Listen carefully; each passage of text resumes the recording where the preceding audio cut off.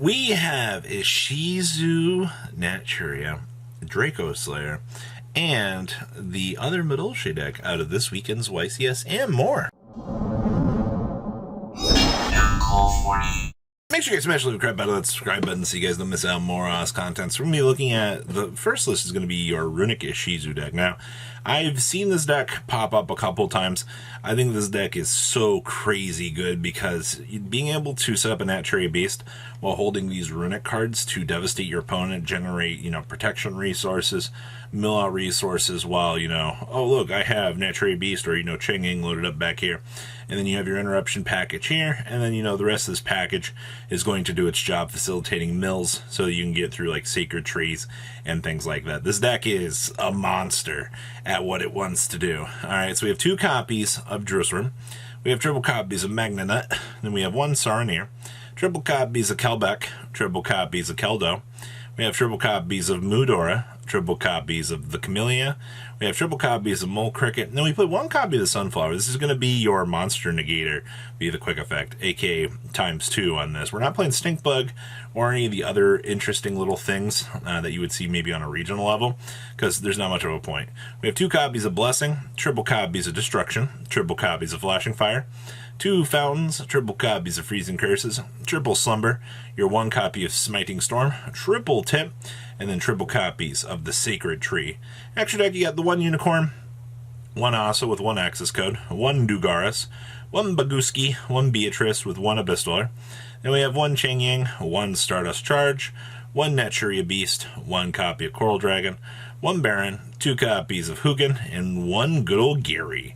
Then we're siding our 2 Agitas, which is fine because this card's a brick. We have 1 copy of Saronir, triple Herald of Orange Light, triple Gamma, 1 Ladybug, 1 Driver, 1 Gaga Cowboy, and triple copies of good old Lightning Storm. Wrapping up your pile of cards. That's honestly the best way to put this.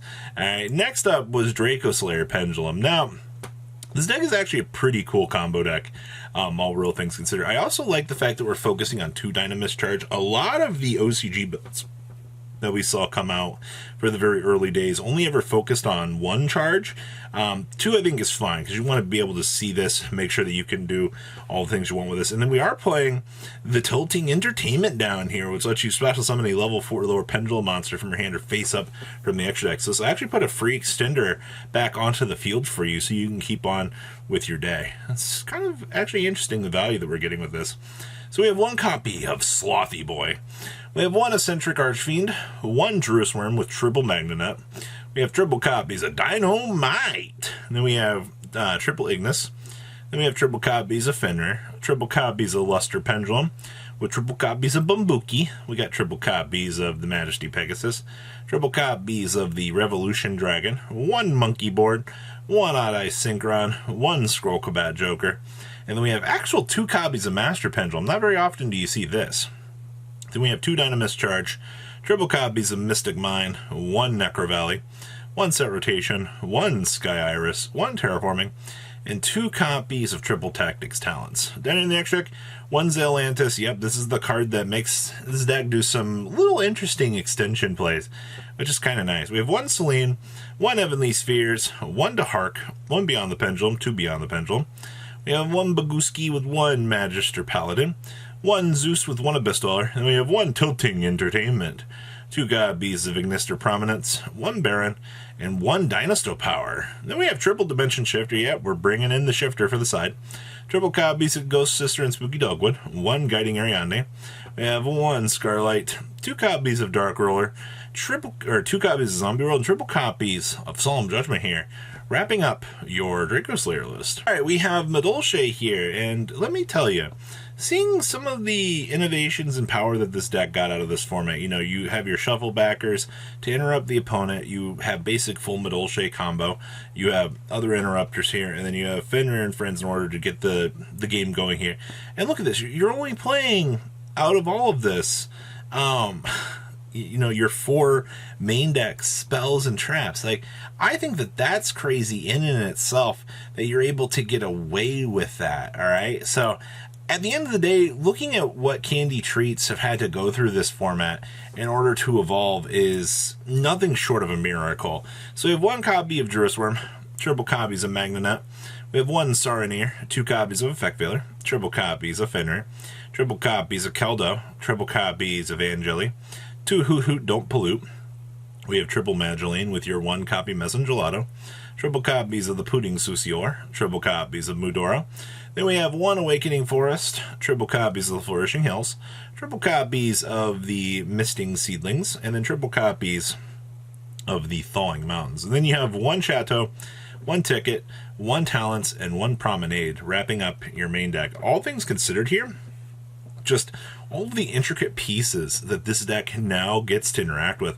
Also, these being Earth Fairy really helps out the case for your interactions with these to get these loaded up into the graveyard. Actually, I gave the 1 Fresh to start, 1 Unicorn with 1 Dagger.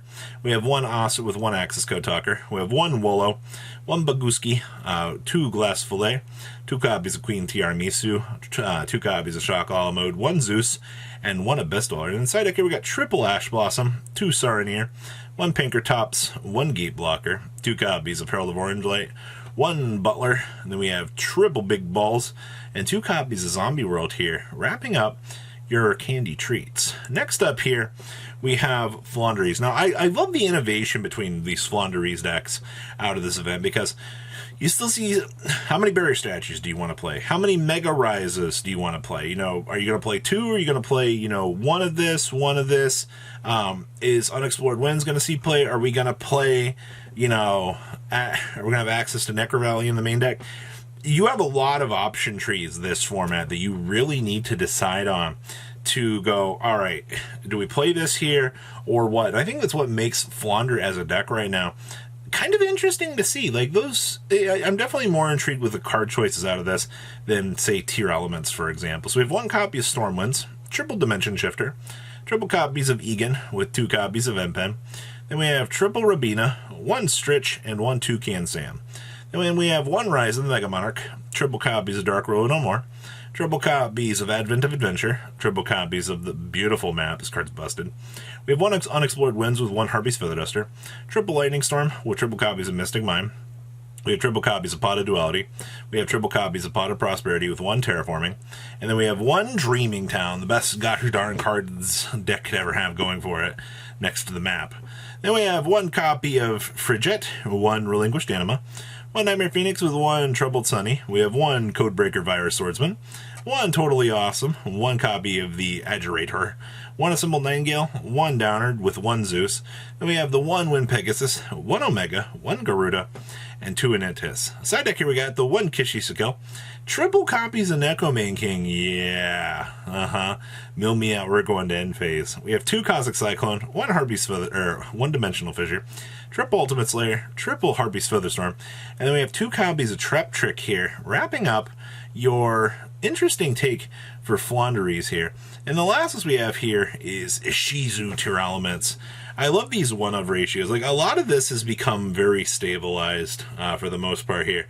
Just, you know, the 1 Agito. Some builds are playing no Agito right now, which is fine, you know. We usually 1 Drosworm. Magna Nut is completely optional if you choose to play it. So, you really, once again, those little option trees really do make or break this deck. So we have 1 Agito. We have 1 Drosworm, 1 Magna Nut. We have 1 Diviner.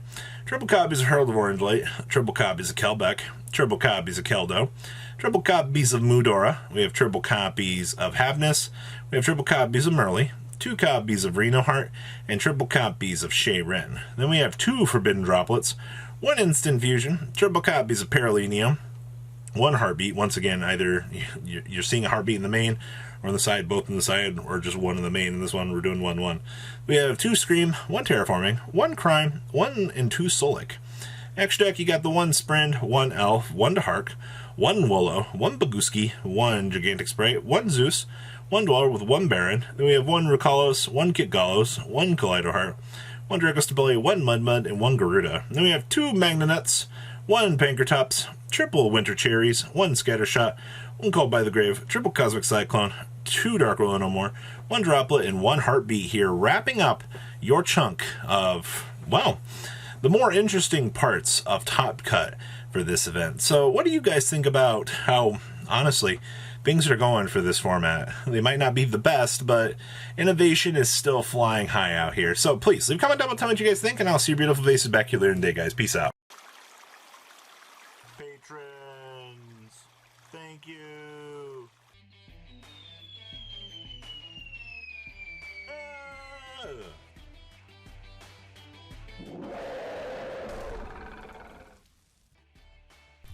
Thank you so much for watching. Check out these other videos.